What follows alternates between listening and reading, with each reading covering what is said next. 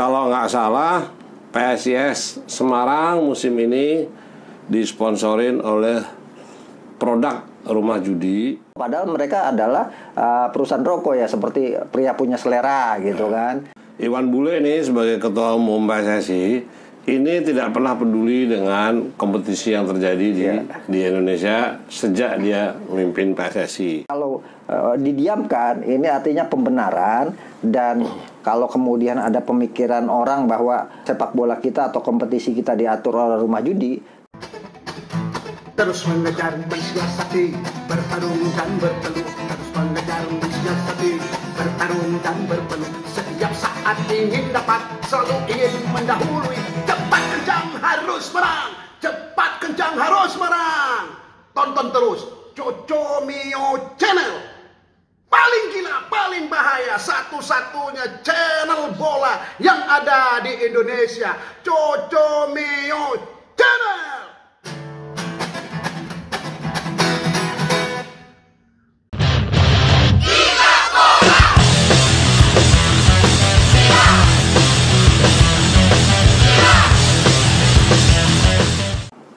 Bravo Coco Mio Channel.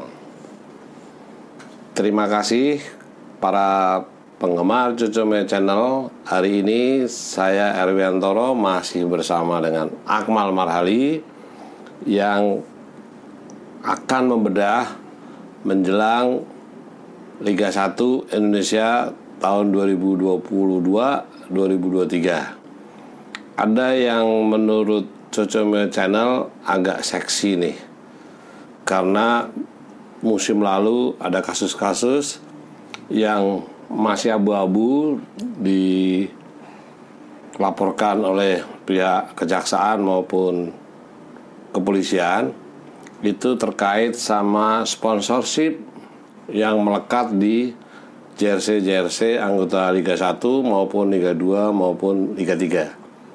Kalau nggak salah, PSIS Semarang musim ini disponsorin oleh produk rumah judi skor88.news ya. Terus terkait sama yang musim lalu, Liga Indonesia musim lalu itu juga terkait sama investasi bodong nih. Itu menurut Akmal nih, kira-kira PSSI atau PT LIB itu menghukum atau menyuruh PSIS merubah sponsorship, atau seperti apa nih sebetulnya? Bukan cuma PSIS ya yang terkait dengan rumah judi gitu, dengan produknya. Persikabo juga rumah judi SBO Top, produknya juga. Kemudian juga ada produk rokok yang di Persib ya, di Persib Bandung ada dikit ya, kecil ya gitu. Pria punya selera, kemudian juga di Arema hal yang sama juga terjadi. Padahal kalau kita bicara hukum dan aturan, baik itu rokok, kemudian juga alkohol, ditambah lagi dengan rumah judi, itu dilarang mensponsori kegiatan-kegiatan olahraga. Kalau bicara aturan dan regulasi itu sangat jelas gitu kan. Bahkan LIB sudah mengeluarkan aturan itu, klub dilarang disponsori oleh rumah judi, minuman beralkohol plus rokok gitu kan. Itu tertuang dalam surat yang dikeluarkan oleh LIB nomor 103 /LIB /2 Romawi /2020 tertanggal 25 Februari 2020 yang ditandatangani ketika itu oleh Direktur Liga Indonesia baru Bapak Cucu Sumantri, yang kemudian digantikan oleh Ahmad Lukita saat ini. Dalam surat edaran tersebut tertuang aturan-aturan pemerintah yang melarang 3 produk itu mensponsori kegiatan olahraga, termasuk di dalamnya adalah kegiatan Liga 1, Liga 2, Liga 3 tentunya. Ada Undang-Undang nomor 11 tahun 2008 pasal 27 ayat 2 tentang informasi dan transaksi elektronik.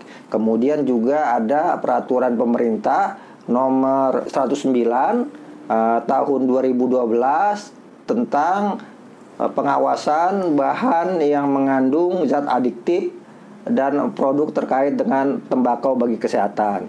Ada juga Perpres nomor 74 tahun 2013 tentang pengendalian dan pengawasan serta pengedaran bahan-bahan alkohol.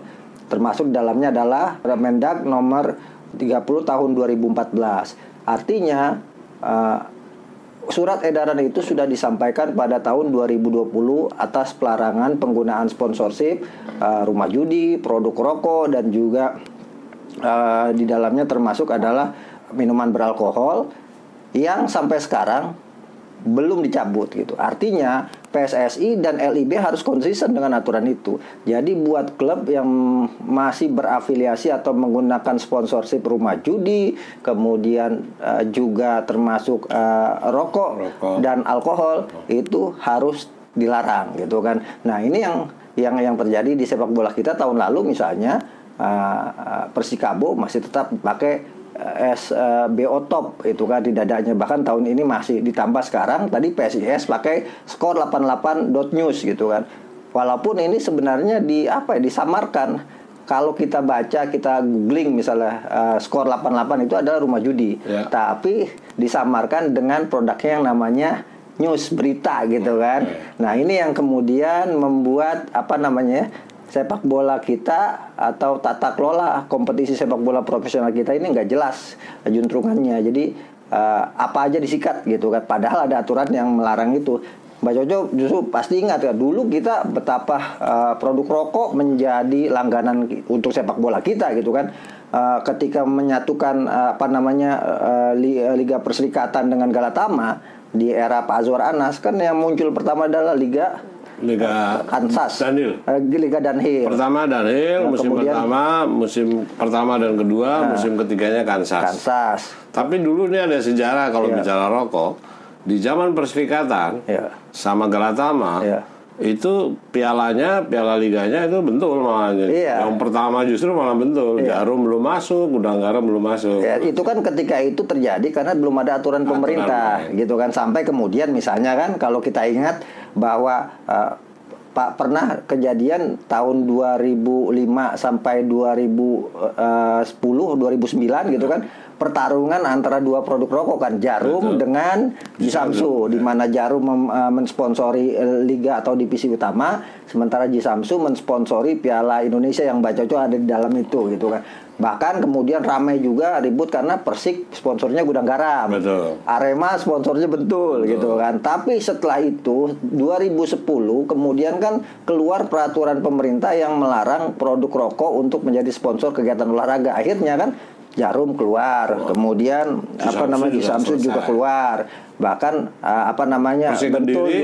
Persik Kediri malah tidak disponsori lagi. Tidak disponsori lagi. Nah, sekarang yang menarik adalah produk-produk rokok itu kemudian mengubah tidak seperti rokok, padahal mereka adalah perusahaan rokok ya, seperti Pria Punya Selera gitu kan.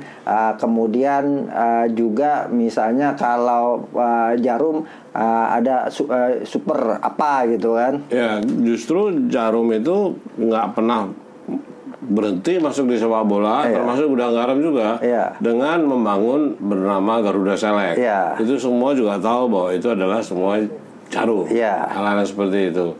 Artinya itu gini, setelah aturan itu tidak berlaku, masuklah rumah-rumah judi dengan siasat yang seperti itu tadi. Bahkan musim kemarin itu kan kalau nggak salah investasi bodong masuk ke klub-klub anggota Liga 1 tuh. Betul. Madura United, CEO-nya tersangka, Persis Solo ujuk-ujuk keluar dari produk itu gitu ya. Terus ada lagi Bayangkara. Kemudian juga termasuk Persija. Di dalam. Kalau itu kan termasuk dari tadi yang disampaikan bahwa itu Undang-Undang Nomor 11 Tahun 2008 Pasal 27 Ayat 2 tentang informasi dan transaksi elektronik. Bermain di dalam investasi bodong. Bermain di dalam investasi bodong. Artinya ini perlu kejelasan dan ketegasan. Federasi Sepak Bola kita PSSI termasuk di dalamnya LIB sebagai operator untuk menegakkan aturan yang ada. Jadi jangan-jangan nih PSIS ini kan barusan ditinggal nih. Sama partnernya nih. Karena panik kan gini di Liga 1.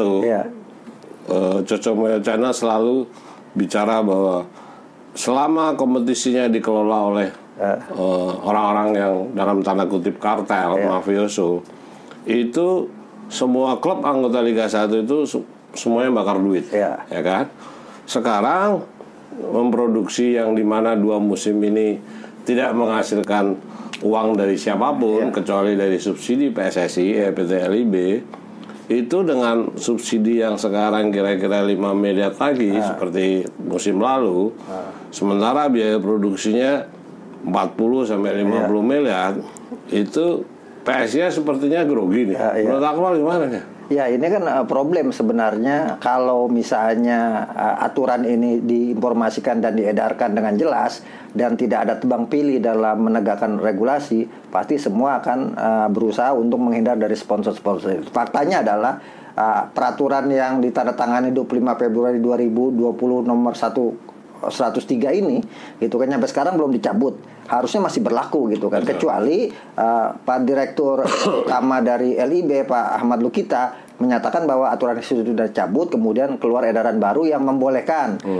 rumah judi menjadi sponsor klub sepak bola kita, termasuk produk rokok, karena PS Pati gitu kan juga produk rokok, Sukun, rokok rokok lokal gitu kan yang harus ditegaskan di sini. Kalau kemudian masih ada yang beredar itu harus dilarang karena sepak bola kita ini belum sehat. Jangan-jangan masuknya rumah judi bagian dari persekongkolan sepak bola kita kan bisa dianggap seperti itu. Karena sepak bola kita sejauh ini kan dekat dengan intrik-intrik itu gitu kan. Yang pasti Dewa United pemiliknya itu adalah punya rumah judi di Laos, di Kamboja sama di Filipina. Sekarang dia punya mengelola Liga 1 Dewa United gitu. Nah, menurut Akmal gimana itu? Nah, ini yang menarik Mbak Coco, di mana misalnya orang bisa beranggapan Inggris misalnya kan. Liga Inggris Premier League 9 dari 20 pesertanya itu disponsori oleh rumah judi.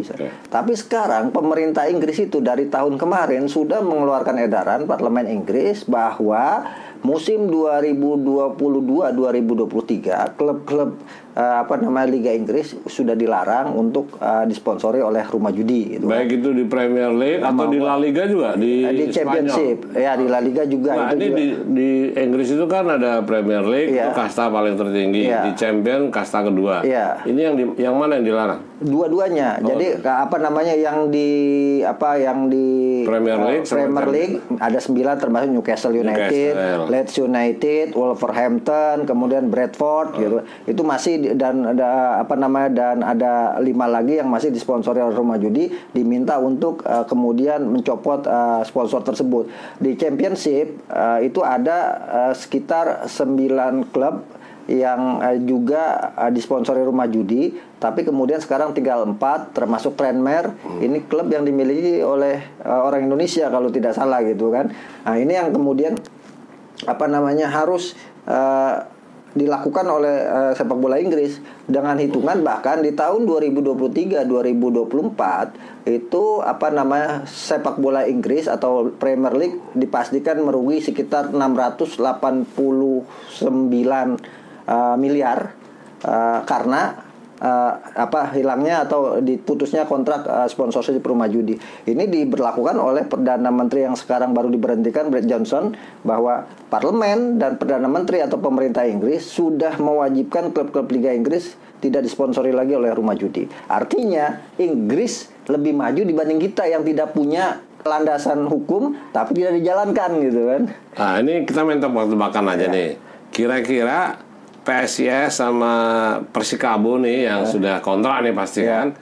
Kira-kira disuruh jalan terus atau disuruh ganti nih? Ya, kalau kita mau menegakkan aturan selama surat edaran nomor 103 itu belum dicabut, maka PSSI maupun LIB harus menekan klub itu untuk mencoba sponsorship tersebut. Kenapa? Karena itu dilarang, bukan cuma dilarang oleh LIB. Kalau dilihat kemudian surat edaran tersebut, ada rujukan-rujukan dari peraturan pemerintah, Perpres, Permendak, itu kan semua undang-undang yang harus dijalankan. Nah, kalau kemudian itu ditabrak, berarti PSSI dan LIB melanggar undang-undang, melanggar peraturan negara yang sudah disepakati oleh negara ini gitu kan. Artinya kejahatan dong tentunya gitu kan. Jadi mereka yang disponsori rumah judi dan juga misalnya produk rokok ini harus ada payung hukum yang kuat kalau kemudian memang dilegalkan gitu kan. Dan ini harus dilakukan oleh LIB selaku operator dan PSSI. Nah, ini yang menjadi tanda tanya saya, beranikah gitu kan LIB dan PSSI mencopot semua yang terkait dengan 3 produk tadi, produk rokok, kemudian juga produk rumah judi dan produk minuman beralkohol. Sama undang-undang IT tentang investasi bodong. Nah, itu juga harus hati-hati gitu kan, klub-klub yang disponsori oleh investasi bodong, jangan sampai kemudian kasus yang tahun lalu berulang di liga kita ke depan. Jadi kalau liga kita mau bersih dan sehat seperti yang diinginkan Sintayong katanya untuk punya tim nasional yang kuat, maka bersih-bersih harus dilakukan pertama kali adalah dengan menegakkan aturan. Pertanyaannya tuh kan gini, di PSSI ada 2 kelompok yang cara pengelolaannya sudah bagi-bagi tugas nih. Iya. Ya, Iwan Bule ini sebagai ketua umum PSSI ini tidak pernah peduli dengan kompetisi yang terjadi di Indonesia sejak dia memimpin PSSI. Dia selalu konsentrasi di tim nasional. Sementara Wakil Ketua Umum PSSI Iwan Budianto dan sebagian Exco itu yang selalu mengatur kompetisi. Nah, menurut Akmal nih dengan pembagian yang seperti ini sehat nggak sih sebetulnya? Ya kalau mau sehat aturan harus dijalankan. Jadi sebenarnya misalnya Pak Iwan Budianto kan selama ini identik dengan orang yang selama ini berada di balik segala aturan-aturan atau peraturan-aturan atau mengatur pertandingan gitu kan. Nah, ini waktunya kemudian dia membuktikan bahwa dia tidak melakukan itu gitu kan. Dan pernah jadi tersangka loh. Betul. Jangan salah. Nah, itu dia. Nah, artinya ini juga harus ditegakkan aturan ini, sponsorship rumah judi dan sebagainya harus ditegakkan untuk dilarang dan tidak boleh dilakukan oleh klub-klub sepak bola di Indonesia saat ini gitu, karena memang aturannya jelas. Tapi kalau didiamkan ini artinya pembenaran, dan kalau kemudian ada pemikiran orang bahwa klub sepak bola kita atau kompetisi kita diatur oleh rumah judi, itu akhirnya menjadi wajar. Kenapa? Karena memang ada sponsor rumah judi yang melekat di klub sepak bola kita saat ini gitu. Dari analisis Cocomeo Channel yang dikupas tuntas oleh Akmal, itu Cocomeo Channel cuman berpihak kepada aturan main yang sudah ada di lembaga pemerintahan maupun yang pernah menjadi buku putihnya PT LIB, bahwa rumah judi, alkohol dan rokok tidak boleh berada di sepak bola nasional, khususnya di anggota Liga 1, Liga 2 dan Liga 3. Betul. Jika ini tetap diteruskan, pura-pura nggak tahu, Cocomeo Channel cuman khawatir di tengah jalan PSIS Semarang dan Persikabo Bogor itu tiba-tiba dihentikan oleh lembaga negara untuk tidak boleh berkompetisi. Artinya kondisinya kompetisi bisa bubar di tengah jalan gara-gara PSIS dan Persikabo dilegalkan sponsor jersey-nya ada lembaga rumah judi. Adios Cocomeo Channel.